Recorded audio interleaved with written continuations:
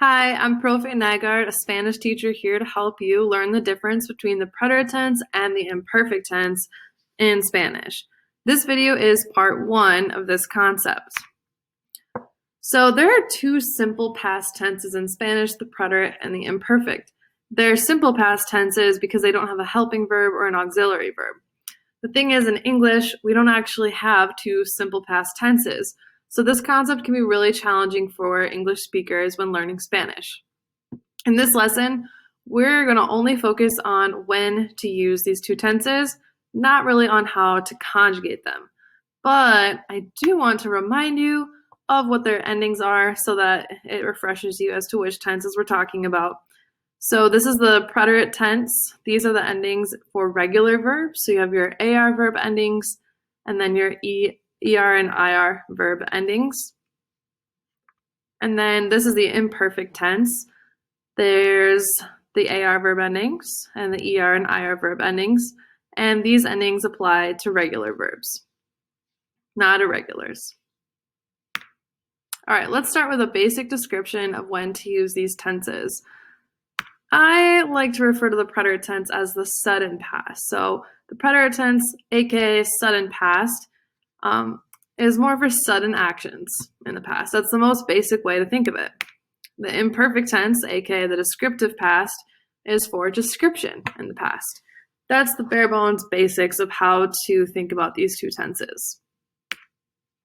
So preterite tense, sudden past are completed actions in the past. They happen at a specific point in time, so there's a clear beginning and end to the action. The imperfect tense, used for describing in the past, it's a description of a scene or people in the past, or it's an ongoing event in the past, you're going to use the imperfect tense. So why don't you give this a try in English? So try to determine which of these would use the preterite tense if you were to put it in Spanish, so the sudden past. Pause the video if you need more time. Last summer, I built a shed with my dad, or I used to build things with my dad in the summertime. It would be last summer, I built a shed with my dad for preterite, because it's specifically last summer. We know this one-time action is complete, and we could even plot it on a timeline. How about this one? Give this a try. Pause it if you need more time. We ate ham this past Thanksgiving instead of turkey. We always ate ham on Christmas Day. Which one is the imperfect tense in Spanish? The imperfect this time. That would be, we always ate ham on Christmas Day, because it's a repetitive action that happened every year. You might still be really confused. So we're going to go through a mnemonic device that's going to help you memorize different reasons that we use these tenses. So let's start with the preterite tense. The word we're spelling out is safe. So S stands for a specific instance or number of several instances. An action that interrupts ongoing events. The F stands for focus on beginning or ending of action. And E stands for enclosed amount of time. But let's look a little closer. So for the specific instance or number of several instances, when you are talking in the past about a specific day that something happened, you're going to use the preterite. For example, él me llamó ayer. He called me yesterday. Or a specific amount of time something happened in the past. For example, ella le llamó 5 veces. She called him 5 times, specifically 5 times. We know the action happened and it's complete. So in the past, a lot of times you have an action that actually interrupts what was already going on. I like to think of this as the interrupting shark.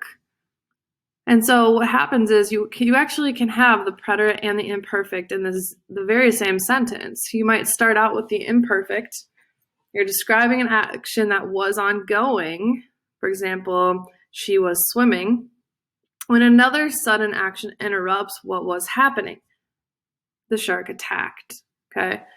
So in that case, the preterite tense is the shark attack because it's a sudden action interrupting what was happening and that she was swimming. Okay, so yo nadaba lentamente cuando de repente un tiburón me atacó. I was swimming slowly when suddenly a shark attacked me. Why don't you try thinking of a sentence example on your own? So write a sentence in English that has an action that interrupts what was already going on. Pause because you're going to need more time. Next is focus on beginning or ending of an action. So when an action begins in the past tense, we use the preterite tense. Therefore, words like started and began are often conjugated in the preterite tense. So empezar means to start, comenzar means to begin. So if you're talking about the fact that it started to rain, you're going to say empezó a llover. And then finally, for the preterite tense, enclosed amount of time. When you're referring to a period of time in the past, use the preterite tense. An enclosed amount of time that's completed in the past. For example, los árabes controlaron mucho de España por más de 700 años. The Arabs controlled much of Spain for over 700 years. Moving on to the imperfect tense, or the descriptive past, we have the word waters. So safe and then waters. Weather, age, time, emotion, repetition, setting, or description, these are all reasons you're going to use the imperfect tense. Talking about weather in the past is a description. So again, it always goes back to that, for me, the descriptive past. Use the imperfect tense to describe weather in the past, unless you're focusing on the start of weather, which would be more of a sudden action. So for example, llovía, it was raining. You're just describing what was happening, like this right here.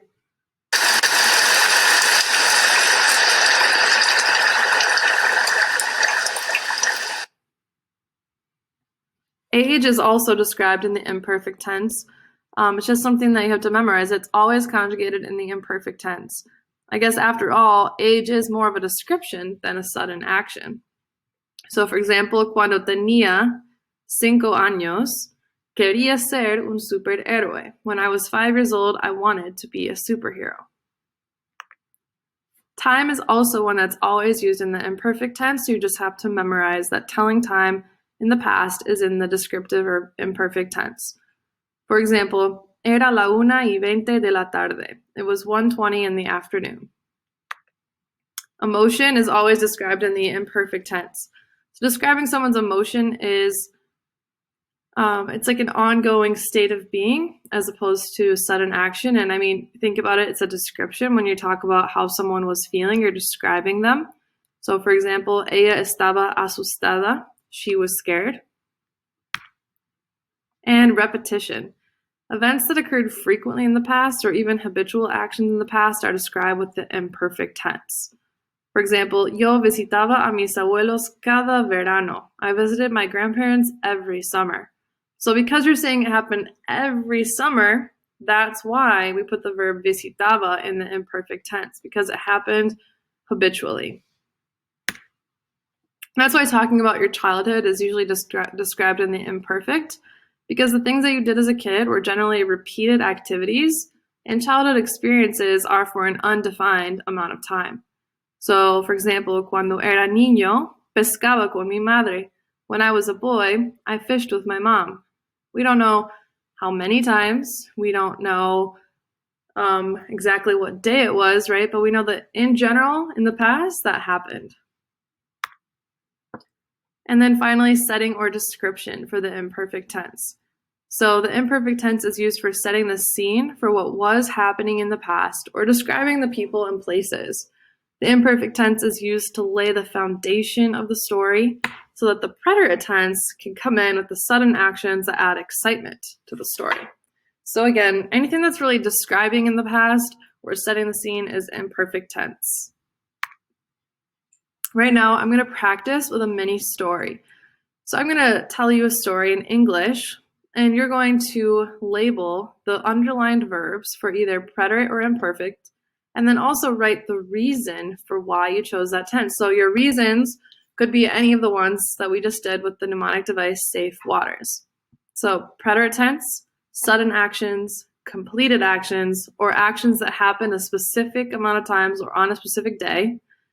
Imperfect tense, setting the scene, description, or repeated ongoing actions. Are you ready? So as I read this, write down what these underlined words or verbs would be. Would they be in the preterite, imperfect, and what's the reason you chose? There was a young Spanish couple spending the weekend in Barcelona. The man's name was Salva, and the woman's name was Andrea. They were both 30 years old. You might need to pause it, but I'm going to keep going with the story, so pause whenever you need more time. The weather was lovely. It was sunny but not too hot. They were happy to have a weekend together in the city because they were both from small towns. They visited La Sagrada Familia on Friday. They went shopping on Saturday. On Sunday, they ate tapas at a restaurant.